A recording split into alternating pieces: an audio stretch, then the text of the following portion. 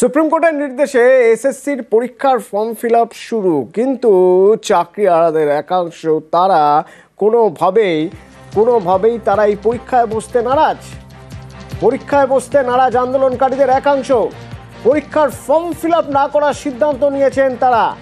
যোগ্য শিক্ষক শিক্ষিকা অধিকার মঞ্চের দাবি, তারা পরীক্ষার ফর্ম ফিল আপ করবেন না। আমরা ফর্ম ফিল আপ করছি, কোনোভাবেই ফর্ম ফিল আপ করছি না। তার কারণ এই ফর্ম ফিল আপ করবো না বলেই, নতুন করে পরীক্ষা দেব না বলেই আমাদের এই এত আন্দোলন, এত কিছু, এই এত অনশন। আমরা প্রায় 5 দিন আগে চেয়ারম্যান স্যারের সাথে দেখা করেছি। ওনাকে আমরা প্রস্তাব দিয়েছি যে অন্তত পক্ষে রিভিউ রেজাল্ট দেখে তারপরে ফর্ম ফিল আপটা করানো হোক। উনি কিছুতেই মানছেন না বা মানেননি। তো আমাদের পক্ষ থেকে সিদ্ধান্ত এটাই, আমরা এখনো ফর্ম ফিল আপ করবো না। আমাদের তরফ থেকে আমরা সিদ্ধান্ত নিয়েছি যে এই মুহূর্তেই আমরা ফর্ম ফিল আপে প্রক্রিয়া অংশগ্রহণ করতে চাইছি না। যেহেতু আমরা পরীক্ষা প্রক্রিয়ার মধ্যে যেতে চাইছি না, তার পরিবর্তে আমরা যে এই প্রক্রিয়ায় অংশ করতে চাইছি না বা আমাদেরকে বাধ্য করা হচ্ছে, সেটা জানিয়ে আমরা শিক্ষামন্ত্রী, এসএসসি চেয়ারম্যান ও মুখ্যমন্ত্রীর উদ্দেশ্যে আমরা চিঠি পাঠাবো। কারণ তো খুব পরিষ্কার। দেখুন, যে চাকরিটা আমি 10 বছর আগে পরীক্ষা দিয়ে পেয়েছি, 7 বছর ধরে চাকরি করছি, সেখানে দুর্নীতির কারণে যদি তারা আবার আমাদেরকে এই পরীক্ষা পদ্ধতির মধ্যে যেতে বাধ্য করে, আমি কেন যাব? আমাদের কোনো দোষ নেই যখন আমরা পরীক্ষা অংশগ্রহণ করতে চাই না। বিধানসভার খবরে নজর রাখা যাক, কারণ তোপ বঞ্চনা।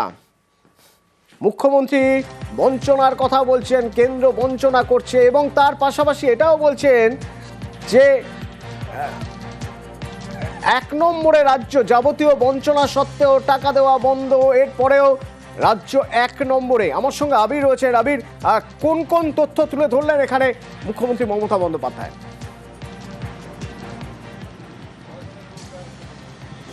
অতনু, 2021-এর রাজ্যের বিধানসভা নির্বাচনের ফল বেরোনোর পর থেকে গোটা রাজ্য জুড়ে বঞ্চনায় শব্দবন্ধকে ব্যবহার করে কেন্দ্রীয় সরকারকে এবং কেন্দ্রের শাসক দল বিজেপিকে লাগাতার আক্রমণ শানিয়েছে হচ্ছে তৃণমূল কংগ্রেস। তাদের অভিযোগ কি? অভিযোগ হচ্ছে যে বিজেপি শাসিত বিভিন্ন রাজ্যগুলিতে নানা ধরনের দুর্নীতির ঘটনা ঘটলেও সেখানে 100 দিনের কাজ হোক, আবাস হোক, গ্রামীণ রাস্তা হোক, বিভিন্ন ক্ষেত্রে অর্থ কেন্দ্রীয় সরকার দেয়।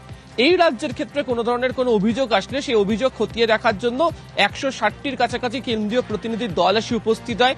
তারা খতিয়ে দেখে, তারা যে রিপোর্ট চান সেই সংক্রান্ত রিপোর্ট তাদেরকে জমা দেওয়া হয়। তারপরেও তারা কেন্দ্রের তরফ থেকে কোনো অর্থ রাজ্যকে দেওয়া হয় না, বরঞ্চ রাজ্যের যে টাকা, সেই রাজ্যের টাকা বিজেপি শাসিত রাজ্যগুলোতে ডাইভার্ট করে দেওয়া হয়।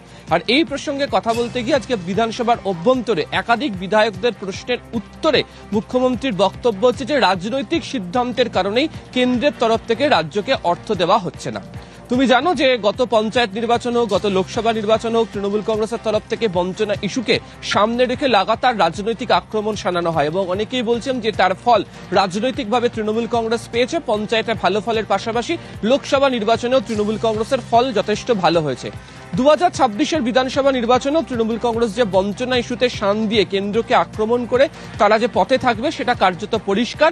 এদিনকে তারই প্রেক্ষাপট ধরে বক্তব্য রাখতে গিয়ে রাজনৈতিক সিদ্ধান্তের কারণে অর্থ দেওয়া হচ্ছে না সেই প্রসঙ্গের কথা যেমন মমতা বন্দ্যোপাধ্যায় মনে করিয়ে দিয়েছেন, পাশাপাশি তিনি এটাও উল্লেখ করে দিয়েছেন যে রাজ্যের তরফ থেকে অর্থ খরচ করে 100 দিনের কাজ হোক, রাস্তা হোক, আবাসের হোক, বিভিন্ন কাজ করা হচ্ছে, এবং এর প্রেক্ষিতে কেন্দ্রের যে রিপোর্ট এসে পৌঁছচ্ছে সেই রিপোর্টে দেখতে পাওয়া যাচ্ছে যে বাংলা বাকি রাজ্যগুলিকে ছাপিয়ে 1 নম্বরে রয়েছে। ফলে সর্বোপরি এই বঞ্চনা ইস্যুতে আজকে ফের তৃণমূল কংগ্রেসের তরফ থেকে, মুখ্যমন্ত্রীর তরফ থেকে লাগাতার বিজেপিকে আক্রমণ শানানো হলো বিধানসভার অভ্যন্তরে থেকে। অতন, আবির, এই যেমন আক্রমণ শানালো, ঠিক তার পাশাপাশি সঙ্গে থাকো একটা ছবি দেখাতে চাইবো। দেখুন,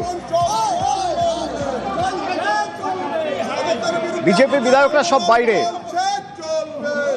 এর আগে অবশ্য বিজেপি বিধায়ক মনোজ ওরাওকে সাসপেন্ড করা হয়, মার্শাল দিয়ে ডেকে তাকে বের করে দেওয়া হয়। আমি প্রেক্ষিতটা জানতে চাইবে কেন?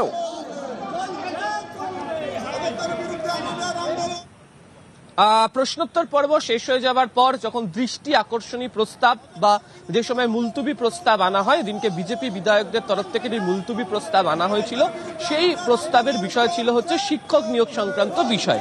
বিধানসভার অধ্যক্ষ তিনি জানান এটি বিচারাধীন বিষয়, ফলে এই প্রসঙ্গে বিধানসভার অভ্যন্তরে আলোচনা করা যাবে না। সেই সময় বিজেপি বিধায়করা যারা ছিলেন তারা নিজেদের আসন ছেড়ে উঠে দাঁড়ান এবং তারা বলতে শুরু করেন যে অন্তত পড়তে দেওয়ার সুযোগ দেওয়া হোক।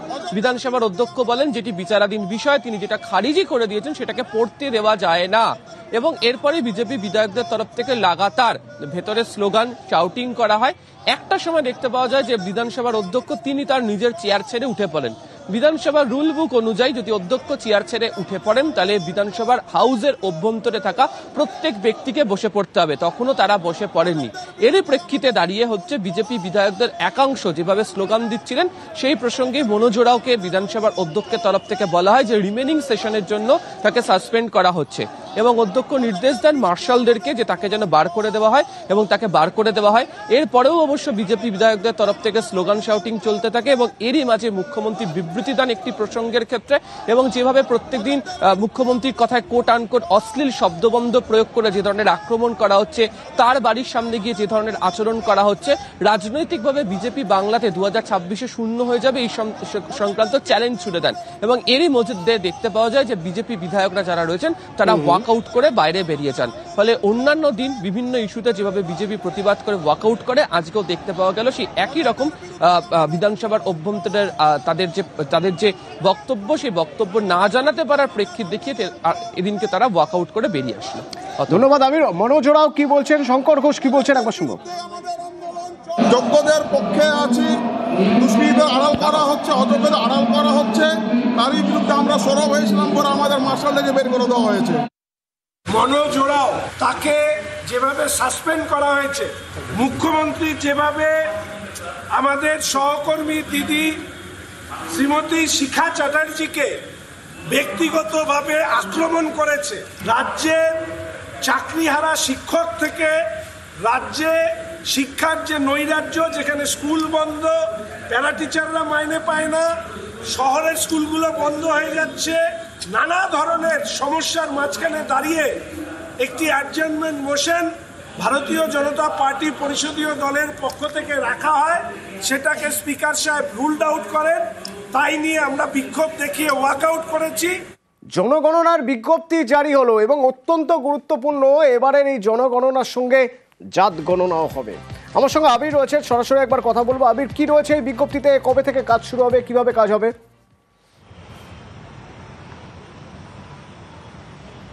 দেখো, বিজ্ঞপ্তির যে কপি আমাদের হাতে রয়েছে সেখানে উল্লেখ রয়েছে যে 2011 সালের পর দেশের জনগণনা দুটি পর্যায়ে করা হবে। প্রথম ধাপ হচ্ছে চলতি বছরের 1 অক্টোবর এবং দ্বিতীয়টি হবে 2027 সালের 1 মার্চ হবে জনগণনার বিষয়। প্রথম ধাপে হচ্ছে গৃহতালিকাকরণ অভিযান।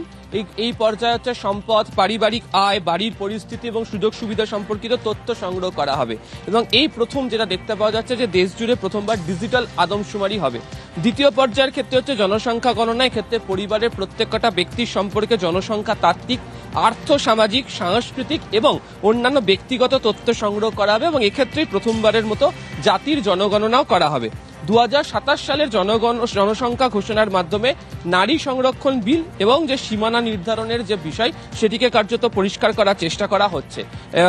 তুমি একেবারেই বললে যে এই প্রথম এই জনগণনার পাশাপাশি জাত গণনা হবে এবং তুমি জানো এই নিয়ে একাধিক রাজনৈতিক দল তারা তাদের নিজেদের মতো করে মন্তব্য জানিয়েছে। যদিও কেন্দ্রের তরফ থেকে যে নোটিফিকেশন করে দেওয়া হয়েছে সেখানে উল্লেখিত হয়েছে যে তারা এই কাজে তারা থাকবে এবং সেই প্রক্রিয়া শুরু করার জন্য ইতিমধ্যে স্বরাষ্ট্র মন্ত্রকের তরফ থেকে প্রয়োজনীয় নির্দেশ এবং বৈঠকও সেরে ফেলা হয়েছে। ধন্যবাদ।